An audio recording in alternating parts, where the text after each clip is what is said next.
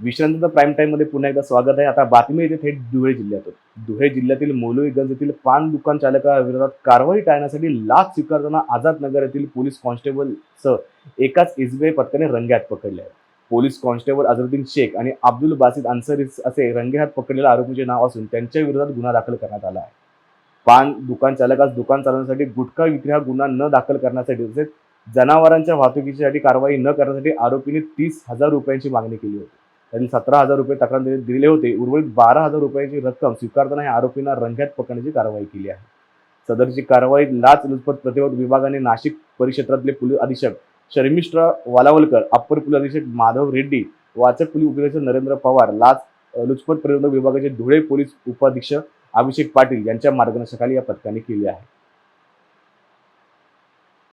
Azad Nagar police station Dhule या ठिकाणी कार्यरत असलेले पोलीस कॉन्स्टेबल अझर शेख आणि एक त्यांचा खासगी पंटर अब्दुल बासित अन्सारी अशा दोघांना आज लाचलुचपत प्रतिबंधक विभाग धुळेच्या पथकाने 13,000 रुपयाची लाच रक्कम स्वीकारत असताना रंगेहात पकडलेला आहे. या प्रकरणामध्ये जे काही तक्रारदार आहे त्यांचं मौलवीगंज परिसरामध्ये पानाची दुकान आहे आणि या दुकानामध्ये गुटख्याची विक्री केली जाते असं त्यांच्यावर आरोप करून जर गुन्हा दाखल करायचा नसेल, होऊ द्यायचा नसेल किंवा कारवाई होऊ द्यायची नसेल तर त्याकरता 30,000 रुपये लाचेची मागणी यातील जे आरोपी लोकसेवक पोलीस कॉन्स्टेबल अझर शेख यांनी तक्रारदाराकडे केली होती आणि त्यापैकी 17,000 रुपये हे तक्रारदार यांनी दिनांक 5 मे रोजी त्यांना भीतीपोटी देऊन टाकले होते आणि उर्वरित जो 13,000 रुपये त्यांचे देणं बाकी होते